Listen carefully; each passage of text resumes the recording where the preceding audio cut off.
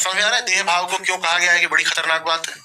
देह भाव होगा तो धर्म भी कहां स्थापित हो जाएगा? बाहर, क्योंकि आंखें किधर को देखेंगी?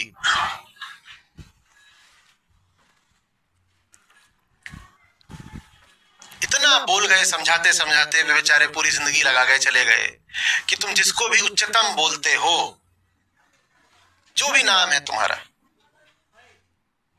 भगवान, देवी, देवता, गॉड, खुदा, ईश्वर, जिस भी नाम से उसको तुम बुलाना चाहते हो, यहां, बाहर कहीं नहीं। और यहां से अर्थ ही होता है आत्म, माने आत्मा। ये कहना कि भगवान भीतर है, इसका अर्थ ही यही है कि आत्मा ही सर्वोच्च है। पर हम माने नहीं, हम आंखों की दिशा ही चलते चले गए। हमने कहा नहीं, वहां कोई बैठा है। और हमने क्या क्या नहीं इस इंद्रिय को और इस इंद्रिय को मिला के कल्पना लगाई। दुनिया भर की आप किताबें पढ़ो, ऐसे ऐसे वहां पे आपको विशद विवरण मिलेंगे। हाँ, ये लोक आता है, फिर वो लोक आता है। उदाहरण के लिए गरुड़ पुराण पढ़ो, मरने के बाद कैसे निकलती है जीवात्मा, कौन सी नदी पार करती है, कौन से पेड़ पे झूलती है, सब पूरा।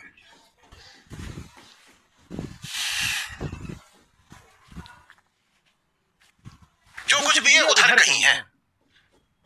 और ज्ञानियों ने आपसे सदा ये कहा कि जो कुछ भी है सिर्फ यही है। और अगर यहां नहीं है तो जिंदगी जीने लायक नहीं है, गुलाम हो तुम।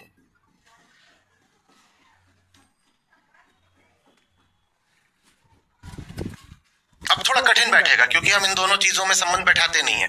कोई भी आप समस्या उठा लो और खोजने की कोशिश करो कि कैसे उसका नाता धर्म की विकृति से है। करो, प्रयास करो। उदाहरण के लिए नदियां प्रदूषित है, अब आप प्रयास करके बताएंगे कि इसका नाता धर्म के विकार से कैसे है। चलो, नदी का तो फिर भी धर्म से संबंध होता है, तो यहां आप कुछ कर लो। कोई ऐसी समस्या उठाओ जो बिल्कुल सेकुलर किस्म की लगे, जैसे कि हाँ ठीक है, महंगाई बहुत बढ़ गई है, वो तो सबके लिए बढ़ती है, तो धर्मनिरपेक्ष समस्या है।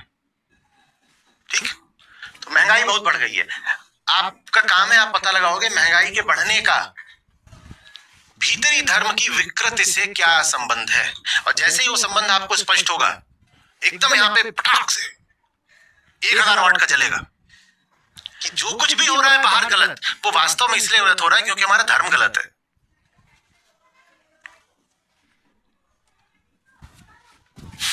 पुल बना था और जिस दिन उद्घाटन था उसी दिन गिर गया। पता करो कि इसका धर्म की विकृति से क्या संबंध है। और धर्म की विकृति सिर्फ एक होती है, और इधर उधर की विकृतियां मत ले आइएगा। असली धर्म होता है आत्मज्ञान इधर, और नकली धर्म होता है कि बाहर कहीं कोई सत्ता बैठी हुई है, बाहर कहीं कोई सत्ता बैठी हुई है। असली धर्म कहता है भगवान यहां है, असली धर्म कहता है भगवान यहां है। मैं ही उसको चारों तरफ से आच्छादित करे हुए हूं, क्योंकि अगर वो यहां है तो उसको ढांक किसने रखा है? मैंने ही तो ढांक रखा है। अगर वो यहां पर है तो वो फिर ढका किससे है, कवर्ड किससे है? मुझी से। तो स्वयं को हटाना ही भगवत प्राप्ति है। और जो भगवान यहां होता है उसी भगवान को क्या बोलते हैं? चूंकि वो यहां है तो क्या बोलते हैं? आत्मा। भगवत प्राप्ति कैसे होती है फिर? ऐसे आसमानों की ओर देख के नहीं। अगर भगवान यहां बैठा है तो वो फिर ढका हुआ किन परतों से है? मेरी ही परतों से तो ढका हुआ है ना। हाँ, तो जो परंपरा में हनुमान जी की छवि चलती है कि अगर भीतर के राम को प्रकट करना है तो छाती फाड़ दी, ऐसे प्रकट होते हैं भगवान। छाती फाड़ने का अर्थ है नीति नीति। अहंकार को हटाओ, आत्मा उद्घाटित हो जाएगी। देह को हटाओ, आत्मा प्रकट हो जाती है।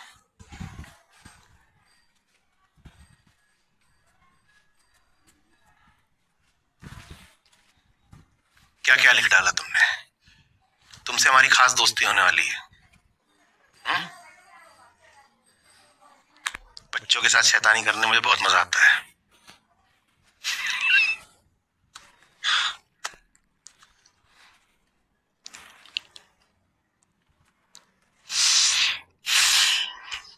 समझ में आ रही है बात? क्या समझ में आ रहा है? मैं डर जाता हूं, जो आप बोलते हो समझ गए, पता नहीं क्या समझ लिया।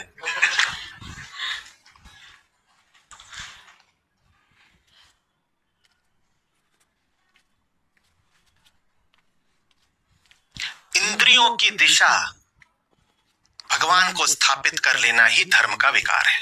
लिख लो, जिस दिशा में इंद्रियां जाती हैं उसी दिशा में भगवत्ता को स्थापित कर देना ही धर्म का विकार है।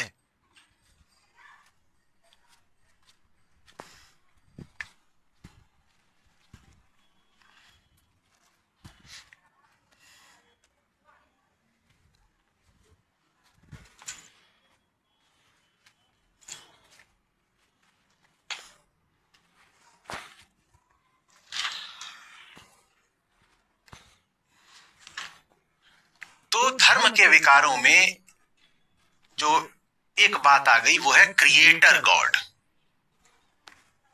क्रिएटर प्रकृति है, गॉड आत्मा है, तो क्रिएटर गॉड नहीं हो सकता। क्रिएशन, डिस्ट्रक्शन, ये सब किसके क्षेत्र में चलता रहता है? जन्म मृत्यु वगैरह, ये इधर चल रहा है, उसको चलने दो।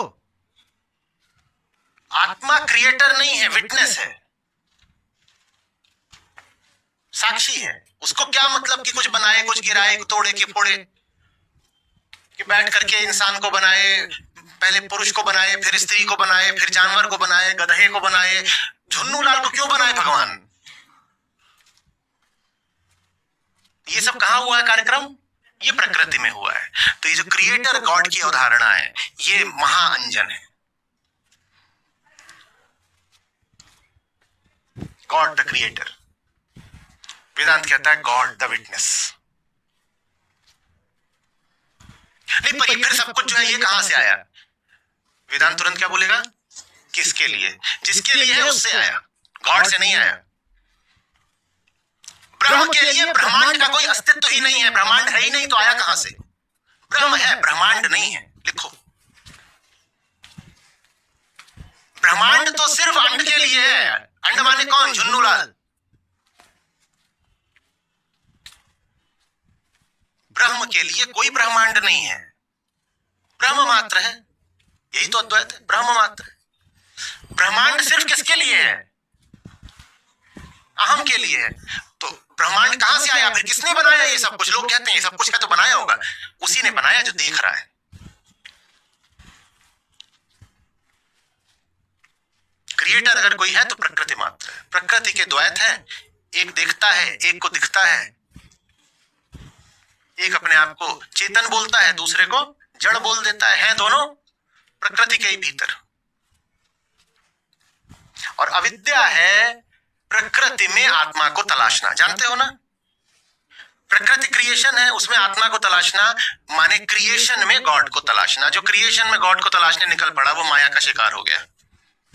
जो प्रकृति में आत्मा को खोजने निकल पड़ा, जो प्रकृति में सत्य को खोजने निकल पड़ा, वो महाभ्रम का शिकार हो गया।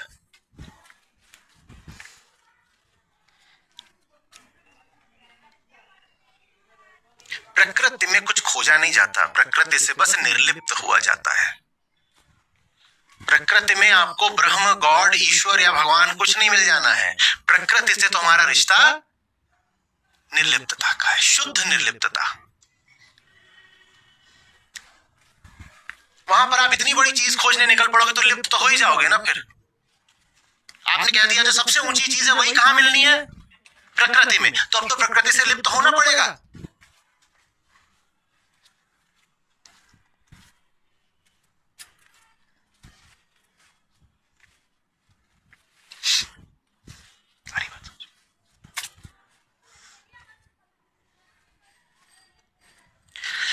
अंजन कहो कहां लकेता, दान पुण्य तप तीर्थ जेता।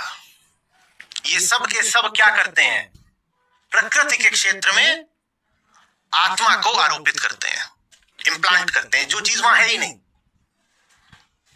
और आपको ये झूठा भरोसा दिला देते हैं कि ये सब करने से आप धार्मिक हो गए, जबकि इनका धर्म से कोई संबंध नहीं है। ना, ये नहीं कहा जा रहा कि तप का धर्म से कोई संबंध नहीं है। तप का संबंध है धर्म से, पर वो तप यहां का होगा। किसको तपाना है? अहंकार को तपाना। नहीं नहीं नहीं नहीं कहा जा रहा कि दान का कोई संबंध नहीं है धर्म से। दान करना है, किसका दान करना है? नहीं, कोई नहीं कह रहा कि तीर्थ का धर्म से कोई संबंध नहीं है। तीर्थ तो है, कौन सी जगह? लेकिन जहां आत्मज्ञान हो वो जगह तीर्थ है।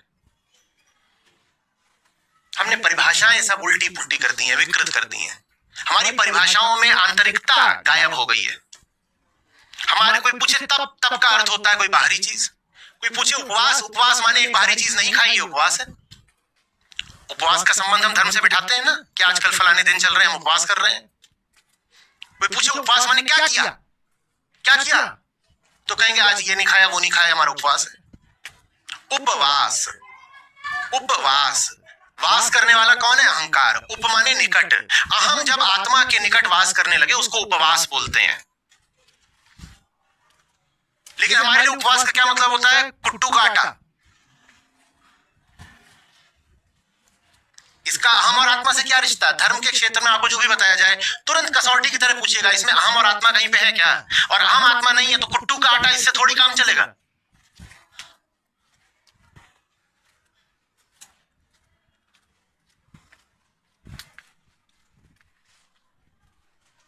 जितनी भी बातें हैं धर्म के शब्दकोश में, उन सब को पुनर्परिभाषित करिए और सारी परिभाषाएं किसके संदर्भ में होंगी?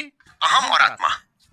तो कोई पूछे तप माने क्या? अहम पर जो कुछ भी धूल जमा है उसको तपा के जला देंगे ताकि वो आत्मा हो जाए, ये तप है। शब्द पुराने हो भले, पर परिभाषाएं नई हो, असली हो, खरी हो, साफ परिभाषा देनी है। तीर्थ माने क्या?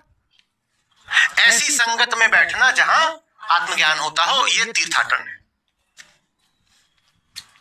जैनों ने बड़ा सुंदर करा, उन्होंने अपने महापुरुषों को तीर्थंकर कह दिया। बोले ये जहां है वहां तीर्थ है। वो तीर्थ नहीं जाते, वो जहां होते हैं वहां तीर्थ आ जाता है। ये तीर्थ की परिभाषा हो गई।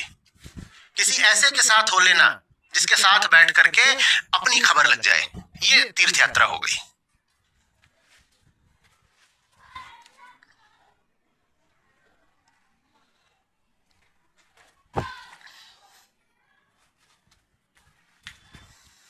धर्म के क्षेत्र में क्या मंदिर का महत्व है? निश्चित रूप से है, पर मंदिर की परिभाषा हमें स्पष्ट होनी चाहिए। अहम मंदिर बन जाए, आत्मा मूर्त बन जाए। क्या कह लो? अहम पुजारी बन जाए, भक्त बन जाए, प्रेमी बन जाए, और आत्मा मंदिर का गर्भगृह बन गई है, केंद्र बन गई है। तब मंदिर है। ईंट पत्थर भर से मंदिर नहीं हो जाना। कुछ हो रहा, होली आ रही है, अपने थोड़ा जोर लगाइए। ये इसीलिए मिली है चेतना। पूछिए कि होली का आत्मिक अर्थ क्या निकलेगा, मुझे वो निकालने दो। आत्मा और अहम के संदर्भ में होली की क्या परिभाषा होगी, वो परिभाषा खोजिए, फिर रंगों का कुछ अर्थ होगा।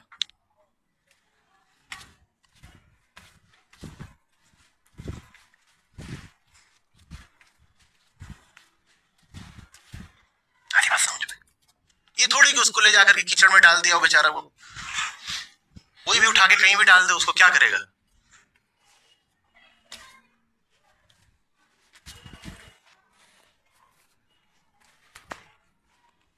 इतना लिख लिया उसने, 6 पॉइंट बना लिए हैं।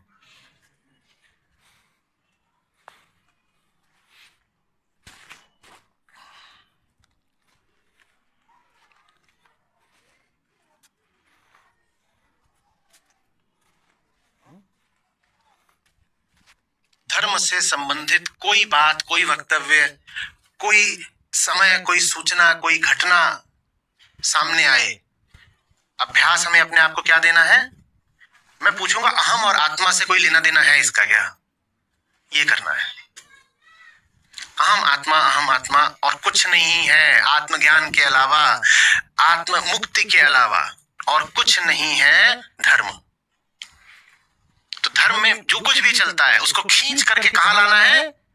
अहम और आत्मा की तरफ। और अगर ये नहीं करोगे तो जो सबसे बड़ी समस्या है वो बची ही रह जाएगी। नकली समाधान समस्या को और उलझा देते हैं। नकली दवाई बीमारी को और बढ़ा देती है। तो असली बीमारी है भीतर और उसको हमने दे दी है नकली दवाई। असली बीमारी का नाम क्या है? अहंकार। और नकली दवाई का क्या नाम है? बहिर्गामी धर्म। विकृत धर्म को ही हम कह रहे हैं बहिर्गामी धर्म। वो धर्म जो बस बाहर की ओर भागता है, वो बहिर्गामी धर्म है।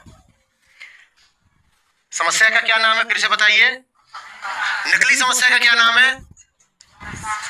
मच्छर, तिलचट्टा, कीड़ा मकोड़ा, ये सब क्या है? नकली समस्या। असली समस्या क्या है? उस अहंकार की नकली दवाई क्या है? विकृत धर्म। असली दवाई क्या है? तो हमें क्या करना है? धर्म के क्षेत्र के जितने भी शब्द हैं हमें उनको नई परिभाषाएं देनी है।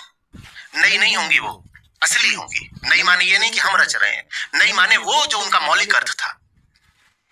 ठीक है? पुण्य पुण्य पुण्य रह गया था। हाँ, पुण्य की क्या परिभाषा है बाहर की दुनिया में? बहिर्गामी परिभाषा क्या है पुण्य की? दूसरे की भलाई कर दी, इसे पुण्य बोलते हैं ना। और अंतर्गामी क्या परिभाषा होगी पुण्य की? जानना कि मैं हूं कौन और वो है कौन, तभी तो उसकी भलाई कर पाऊंगा। नहीं तो भलाई के नाम पे तो हम कैसी कैसी करतूतें करते रहते हैं। तो पुण्य क्या है? आत्मज्ञान ही पुण्य है। और आत्मज्ञान जब होता है तो अपनी भलाई स्वतः हो जाती है, दूसरे की भी हो जाती है।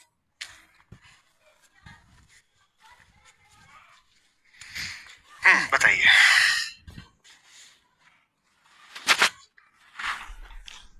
पाप क्या है?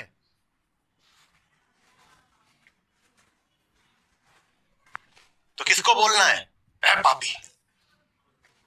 बढ़िया।